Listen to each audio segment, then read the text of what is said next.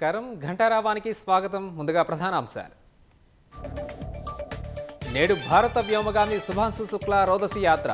మధ్యాహ్నం 12 గంటలకు నింగిలోకి దూసుకెళ్లనున్న Falcon 9 rocket.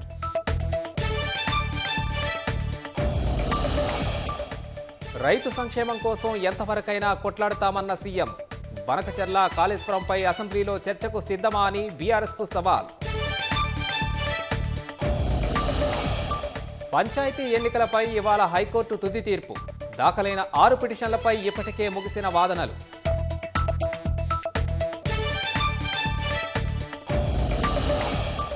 Adilabad జిల్లా డబ్బాకుచ్చిలో 12 ఏళ్ల తర్వాత తెరుచుకున్న ప్రభుత్వ బడి.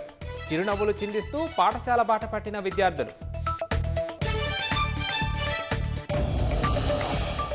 మెదక్ జిల్లా ఔరంగాబాద్ తండాలో అమానుష ఘటన. రైతు భరోసా డబ్బులివ్వలేదని తండ్రి నాలుకను కోసిన కుమారుడు.